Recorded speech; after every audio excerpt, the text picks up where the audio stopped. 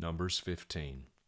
Now Yahweh spoke to Moses, saying, Speak to the sons of Israel, and say to them, When you enter the land of your places of habitation, which I am going to give you, then make an offering by fire to Yahweh, a burnt offering, or a sacrifice to fulfill a special vow, or as a freewill offering, or in your appointed times, to make a soothing aroma to Yahweh from the herd or from your flock.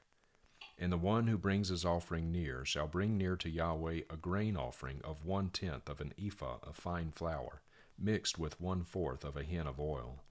And you shall prepare wine for the drink offering, 1/4 of a hin, with the burnt offering or for the sacrifice, for each lamb. Or for a ram you shall prepare as a grain offering 2/10 of an ephah of fine flour mixed with 1/3 of a hin of oil. And for the drink offering you shall bring near 1/3 of a hin of wine as a soothing aroma to Yahweh. And when you prepare a bull from the herd as a burnt offering or a sacrifice to fulfill a special vow, or for peace offerings to Yahweh, then you shall bring near with the bull from the herd a grain offering of 3/10 of an ephah of fine flour mixed with 1/2 of a hin of oil. And you shall bring it near as the drink offering 1/2 a hin of wine, as an offering by fire, as a soothing aroma to Yahweh. Thus it shall be done for each ox, or for each ram, or for each of the male lambs, or of the goats. According to the number that you prepare, so you shall do for everyone according to their number. All who are natives shall do these things in this manner, in bringing near an offering by fire, as a soothing aroma to Yahweh. And if a sojourner sojourns with you, or one who may be among you throughout your generations, and he offers an offering by fire as a soothing aroma to Yahweh, just as you do, so he shall do. As for the assembly, there shall be one statute for you, and one for the sojourner who sojourns with you, a perpetual statute throughout your generations. As you are, so shall the sojourner be before Yahweh. There shall be one law and one judgment for you, and for the sojourner who sojourns with you. Then Yahweh spoke to Moses, saying, Speak to the sons of Israel, and say to them, When you enter the land where I am going to bring you, then it shall be that when you eat of the food of the land, you shall raise up a contribution offering to Yahweh. Of the first of your dough you shall raise up a cake as a contribution offering, as the contribution offering of the threshing floor, so you shall raise it up. From the first of your dough you shall give to Yahweh a contribution offering throughout your generations. But when you unintentionally fail and do not observe all these commandments which Yahweh has spoken to Moses, even all that Yahweh has commanded you by the hand of Moses, from the day when Yahweh commanded and onward throughout your generations, then it will be, if it is done unintentionally, hidden from the sight of the congregation, that all the congregation shall offer one bull from the herd for a burnt offering, as a soothing aroma to Yahweh, with its grain offering and its drink offering, according to the legal judgment, and one male goat for a sin offering. Then the priest shall make atonement for all the congregation of the sons of Israel, and they will be pardoned, for it was an error. And they have brought their offering, an offering by fire to Yahweh, and their sin offering before Yahweh for their error. So all the congregation of the sons of Israel will be pardoned, with the sojourner who sojourns among them, for it happened to all the people through error. Also, if one person sins unintentionally, then he shall bring near a 1-year-old female goat for a sin offering. And the priest shall make atonement before Yahweh for the person who goes astray when he sins unintentionally, making atonement for him that he may be pardoned. You shall have one law for him who does anything unintentionally, for him who is native among the sons of Israel, and for the sojourner who sojourns among them. But the person who does anything with a high hand, whether he is native or a sojourner, that one is blaspheming Yahweh, and that person shall be cut off from among his people. Because he has despised the word of Yahweh and has broken his commandment, that person shall be completely cut off. His guilt will be on him. Now the sons of Israel were in the wilderness, and they found a man gathering wood on the Sabbath day. And those who found him gathering wood brought him near to Moses and Aaron and to all the congregation.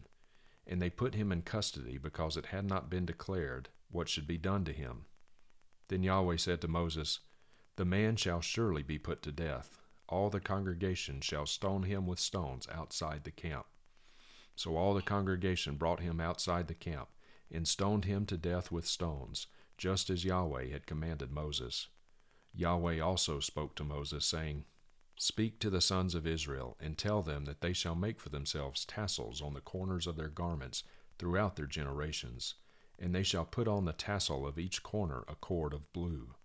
And it shall be a tassel for you to look at, and remember all the commandments of Yahweh, so as to do them, and not follow after your own heart and your own eyes, after which you played the harlot, so that you may remember to do all my commandments, and be holy to your God. I am Yahweh your God, who brought you out from the land of Egypt to be your God. I am Yahweh your God. Psalm 51. For the choir director, a psalm of David, when Nathan the prophet came to him after he had gone in to Bathsheba. Be gracious to me, O God, according to your loving kindness. According to the abundance of your compassion, blot out my transgression. Wash me thoroughly from my iniquity, and cleanse me from my sin. For I know my transgressions, and my sin is ever before me. Against you, you only, I have sinned, and done what is evil in your sight, so that you are justified when you speak, and pure when you judge. Behold, I was brought forth in iniquity, and in sin my mother conceived me. Behold, you delight in truth in the innermost being, and in the hidden part you will make me know wisdom. Purify me with hyssop, and I shall be clean. Wash me, and I shall be whiter than snow. Make me to hear joy and gladness. Let the bones which you have crushed rejoice. Hide your face from my sins, and blot out all my iniquities. Create in me a clean heart, O God, and renew a steadfast spirit within me. Do not cast me away from your presence, and do not take your Holy Spirit from me. Restore to me the joy of your salvation, and sustain me with a willing spirit. Then I will teach transgressors your ways, and sinners will be converted to you. Deliver me from blood guiltiness, O God, the God of my salvation. Then my tongue will joyfully sing of your righteousness. O Lord, open my lips, that my mouth may declare your praise. For you do not delight in sacrifice, otherwise I would give it. You are not pleased with burnt offering. The sacrifices of God are a broken spirit. A broken and a contrite heart, O God, you will not despise. By your favor do good to Zion, build the walls of Jerusalem. Then you will delight in righteous sacrifices, in burnt offering and whole burnt offering. Then young bulls will be offered on your altar. Isaiah 5. Let me sing now for my well-beloved, a song of my beloved concerning his vineyard. My well-beloved had a vineyard on a fertile hill. He dug it all around, removed its stones, and planted it with the choicest vine. And he built a tower in the middle of it, and also hewed out a wine vat in it. Then he hoped for it to produce good grapes, but it produced only worthless ones. So now, O inhabitants of Jerusalem and men of Judah, please judge between me and my vineyard. What more was there to do for my vineyard that I have not done in it? Why, when I hoped for it to produce good grapes, did it produce worthless ones? So now let me tell you what I am going to do to my vineyard. I will remove its hedge, and it will be consumed. I will break down its wall, and it will become trampled ground. I will lay it waste. It will not be pruned or hoed, but briars and thorns will come up. I will also command the clouds to rain no rain on it. For the vineyards of Yahweh of hosts is the house of Israel, and the men of Judah his delightful plant. Thus he hoped for justice, but behold, bloodshed; for righteousness, but behold, a cry of distress. Woe to those who add house to house and join field to field, until there is no more room, so that you have to live alone in the midst of the land. In my ears Yahweh of hosts has sworn, surely many houses shall become desolate, even great and good ones without inhabitants. For 10 acres of a vineyard will yield only 1 bath of wine, and a homer of seed will yield but an ephah of grain. Woe to those who rise early in the morning that they may pursue strong drink, who stay up late in the evening that wine may inflame them. And their banquets are accompanied by lyre and harp, by tambourine and flute and by wine. But they do not look upon the deeds of Yahweh, nor do they see the work of his hands. Therefore my people go into exile for their lack of knowledge, and their honorable men are famished, and their multitude is parched with thirst. Therefore Sheol has enlarged its throat and opened its mouth without limit, and Jerusalem's majesty, her multitude, her rumbling, and the exultant within her descend into it. So the common man will be bowed down, and the man of importance will be made low. The eyes of the lofty also will be made low. But Yahweh of hosts will be lofty in judgment, and the holy God will show himself holy in righteousness. Then the lambs will graze as in their pasture, and sojourners will eat in the waste places of the wealthy. Woe to those who drag iniquity with the cords of worthlessness, and sin as if with cart ropes, who say, Let him hurry, let him hasten his work, that we may see it. And let the counsel of the Holy One of Israel draw near, and come to pass, that we may know it. Woe to those who call evil good, and good evil, who substitute darkness for light, and light for darkness, who substitute bitter for sweet, and sweet for bitter. Woe to those who are wise in their own eyes, and understanding in their own sight. Woe to those who are mighty men in drinking wine, and valiant men in mixing strong drink, who declare the wicked righteous for a bribe, and remove the righteous standing of the ones who are righteous. Therefore, as a tongue of fire consumes stubble, and dry grass collapses into the flame, so their root will become like rot, and their blossom blow away as dust. For they have rejected the law of Yahweh of hosts, and the word of the Holy One of Israel they have spurned. On this account the anger of Yahweh has burned against his people, and he has stretched out his hand against them and struck them down. And the mountains trembled, and their corpses lay like refuse in the middle of the streets. For all this his anger is not turned back, but his hand is still stretched out. He will also lift up a standard to the distant nations, and will whistle for it from the ends of the earth.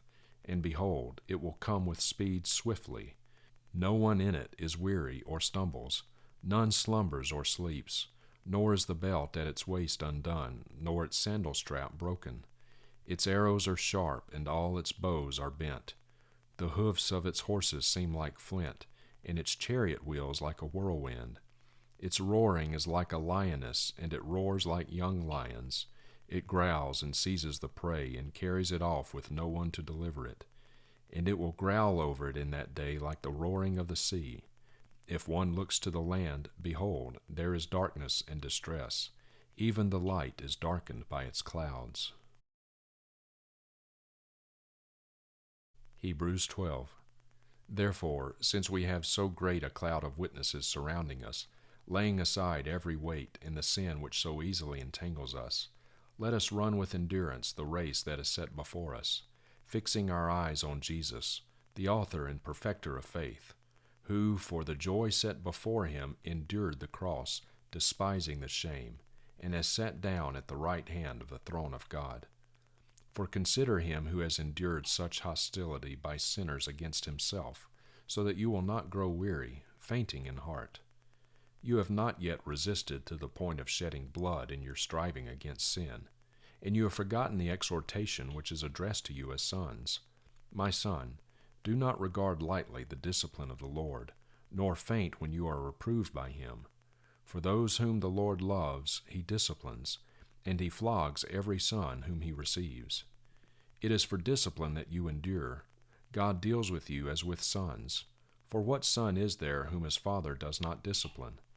But if you are without discipline, of which all have become partakers, then you are illegitimate children and not sons.